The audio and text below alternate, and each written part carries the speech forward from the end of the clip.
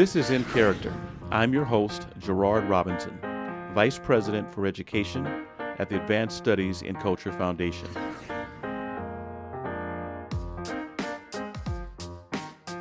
I have an opportunity today to speak to Dr. Erica DeCuir, who was a part of a larger group conversation about teacher preparation. And she had a very unique take on this, giving her history, not only in teaching, but more importantly, when she decided she wanted to become a teacher. And so to do a deeper dive into that subject, welcome to the show. Thank you. I'm very happy to be here.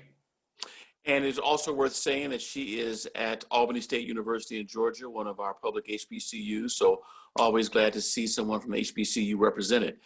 When we had a group conversation, I was taken back by the fact that you knew early on that you wanted to be a teacher. So I was a part of a small group of students who were selected by our English teacher to work as peer teachers, and specifically in helping the other students work on their college admissions essays. And we were trained in how we can provide peer editing, how we can provide support to our fellow students, and how we should unpack the college admissions prompts and make sure that our fellow students were addressing the prompt adequately. We were also trained in, I wouldn't say pedagogy, but at the time it was pedagogy. We were trained in different strategies for helping our fellow students revise their papers. And that was my first introduction into being a teacher, and then later working as a teacher educator. From that first experience in high school, I continued in college. And in fact, on paper, I was a pre-law major, but all of my jobs and what I used to support myself in college were in the field of education. I worked in various after-school programs. I worked as a reading instructor. I also worked as a peer tutor in a work study program. So in all of the jobs that I've ever had, they have been in the field of education, and it has eventually led me to this point as a teacher educator at Albany State University. high school, what city? New Orleans, Louisiana. Yeah, the DeCuir last name. We got a lot of DeCuir family members from Louisiana. You know, that's pretty unique because many people have no idea that there are very few programs still in existence where an Erica can decide via her teacher, you should think about teaching. I would like to see more of those. What do you think are some of the challenges that stop us from having programs like that in place today? We do have pathway programs at certain career academies. So we see them, but they're usually in schools that are more comprehensive schools or career academy schools or designated charter schools, for example, that align with that theme. But what we don't have overall, and I think you're correct in that regard, in which we don't have firm pathways into education in high school across the country. A barrier I can see to this is that many of our K-12 curriculum, and especially at the high school level, it's heavily focused on the sciences, and it's heavily focused on college preparation. And so if it's not a school that's a career academy or a themed charter school, they are strictly aligned to many of the upper level and advanced science and math courses, because that is seen as, and I understand the thinking behind it, but it's seen as the opportunity for students to be able to have high level career choices and career options in science and math. Now, what I think where we have a misstep is that there is a lot of international competition in terms of science and math, and we have a global labor force. And even if you can major in the sciences and you could do very good in engineering and science, and those are really good fields, it's extremely competitive. And because there is a global labor market, it's much easier for many countries to look towards either the Middle East or Africa or in parts of Asia for whatever science, engineering, and technology support that they may need. And what's lacking and what we're not putting a stronger emphasis on are those in-demand jobs that are needed here today, right now in the United States. So there's a lot of emphasis on future careers, future competition, and looking at those hard sciences and looking at hard math. And those are great areas to major in and enroll in, but we are certainly overlooking those everyday occupations that we need in order for us to have a stable and functioning society and economy. And that's where our K-12 curriculum is, I think it's falling short. So you have an opportunity to encourage young people and some mature mid-career adults to come into the profession and to stay.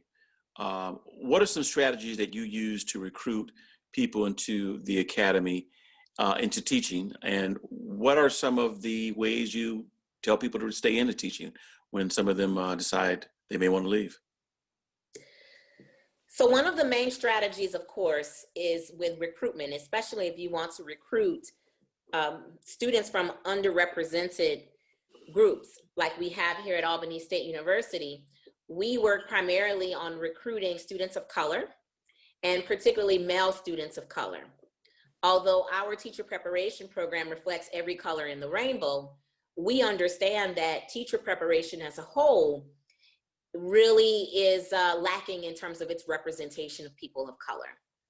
And when we look at that nationally, we can see that much more strongly, that 5 to 7% of teachers of the teachers that are in the field are teachers of color. Less than 2% are African-American male teachers, for example. So when you see those statistics, and we are situated as a public HBCU servicing a predominantly African-American student population, we have to have strategies that's really going to tap into their particular needs and their interests. One of the things that we use is early exposure. We do a lot of summer bridge programs. We do a sort of debunking the myths of teaching. For example, some of the myths are that it's going to be very hard for me to get certified, or there are a lot of bad kids, or I am going to have a very low pay. Well, in Southwest Georgia, the pay is not great, but it's better than working insurance or a manager at McDonald's. So there are certain professional fields where teaching actually offers a really good opportunity for them, especially if we're working with students who might want to earn a master's degree. They can qualify for a higher pay, or if they take on, for example, coaching responsibilities, they can earn a better pay. And we also educate them about the many different opportunities in the educational marketplace with curriculum development and materials and coaching and tutoring. So we tell them about how they can use their educational expertise in this education field, and they can make money within the public school system, but there are many opportunities outside of the public school system. So that's one major area that we recruit. Another area that we recruit in is that we work with content majors. So for example, we might have students who say, I don't want to major in education. I want to major in history. I want to major in math. We want to major in physical science, or we want to major in health and performance, right? And we have a ton of them, or criminal justice, and we have a ton of them. But what we say is, okay, you may not want to be an educator, but why don't you choose our education minor? You can take all your education prerequisites. You can get assistance from us in terms of passing the admissions test into a teacher preparation program. That's a requirement for the state of Georgia. You get tapped into our community, and so they get put on the listserv, and they get announcements about any activities that we're doing, volunteer work that we're doing with kids, the Boys and Girls Club and other places. And so they're able to walk with a health and human performance degree or a criminal justice degree, and they have a minor in education. At that very moment, they may not pursue certification, but a year or two in the field working as a probation officer turns a lot of them around. So we get a lot of them that come back the second and third year after they've graduated with a psychology degree, and there's really not an option here in Southwest Georgia for them to put that degree to use, but there's a huge demand for teachers, and specifically at the high school level. So then they come back and they do the certification program. And that's a way in which we are able to create a robust pool of candidates for alternative certification or the master's degree program that allows them to then enter the field, even though they didn't follow the traditional means of the undergraduate teacher prep program. Since you mentioned alternative certification, talk to us about traditional and alternative, because some of our listeners and those who are viewing may not know that there's two. Sure. Traditional teacher preparation is for those candidates who matriculate through an undergraduate program. They arrive as a freshman or a sophomore. They have an intention of being a teacher or majoring in education.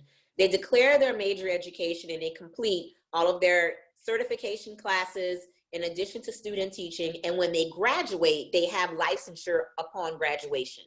So these are the folks who began teaching at 20, 21, 22 years old, fresh out of college. Those are our traditional students and traditional completers. For those enrolled in the alternative certification program, that's reserved for people who already have obtained a degree.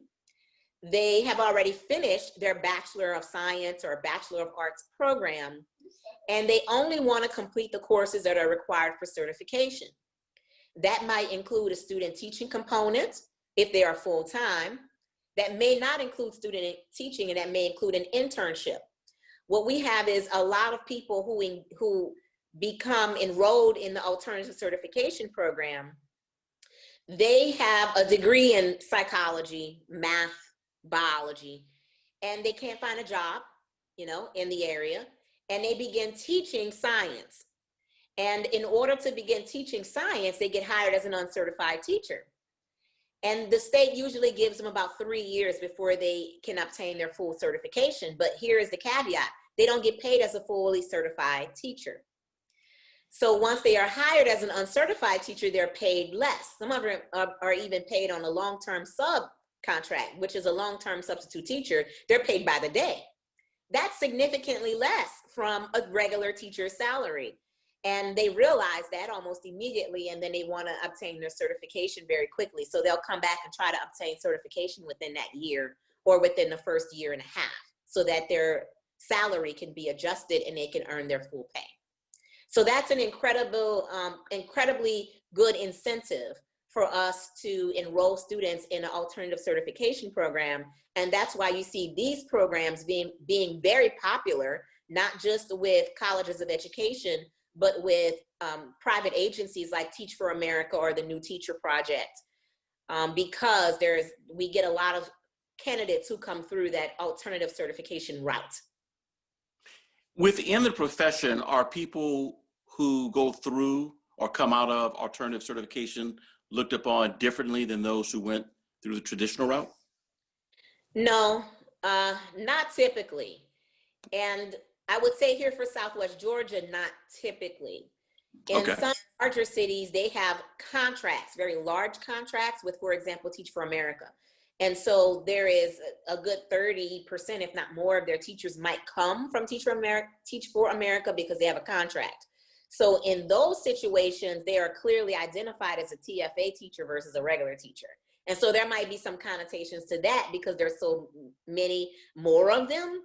But here in South Georgia, we do not have those major agencies because they tend to work in large urban cities and obtain contracts from those large urban cities, and that's how they become profitable. But the smaller rural areas in Southwest Georgia, they don't have a large footprint. So those that are doing the alternative certification are the colleges of education at universities, by and large. Good points. Last question: as a scholar who's working in the area of teacher prep, who knows about best practices, who knows what works, what would you share with the general public on what we need to know, particularly as it relates, as you just mentioned, rural education? We always think urban, but what are some takeaways all of us should think about in order, to help you as a scholar, but also to help other teachers in the field? One thing we need to do is support school systems in finding better ways to recruit and to look at, for example, local community service agencies that might, they already have people who work with them that are interested in helping children do better and helping youth succeed. But we're not tapping into, for example, the people who work at the Boys and Girls Club or the people who work at the local civic center. We're not tapping into those folks and getting that talent. These are people who have a record of working with youth. They are skilled in terms of their relationships, and they maybe just need some support in understanding the certification process and the certification system. We need different routes for certification that's going to broaden the field and include homegrown folks, not just folks that they bring in from someplace else, because the homegrown folks are going to stay and they have roots in that town. We need to look at recruiting more male teachers of color, and we need to look at recruiting and supporting teachers of color that are in rural areas that particularly work in either predominantly Black or predominantly Native or predominantly Latino schools. And what we see is that when we broaden the pool in terms of our recruitment, and we intentionally recruit those who have a strong desire to see these students succeed, we can gear our grant programs, we can gear our scholarship towards what will be helpful to support them, and we can have a consistent pool of homegrown teachers to staff our schools. That's something that we're not doing. We have too many, especially in fragile communities and especially in poorer rural communities of color. We have too many teachers who come in for a couple of years and leave, and a couple of years and leave, and they came from another area. They're not homegrown.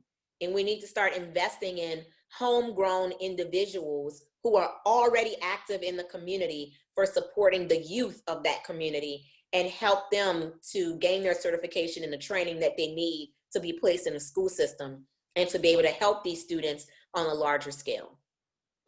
Well, Dr. DeCuir, thank you so much for joining me. Really appreciate your insight. I'm sure that those who are watching and listening will walk away with some questions. And thank you again for your commitment to teacher prep, and more importantly, to your commitment to education. Thank you. Thank you.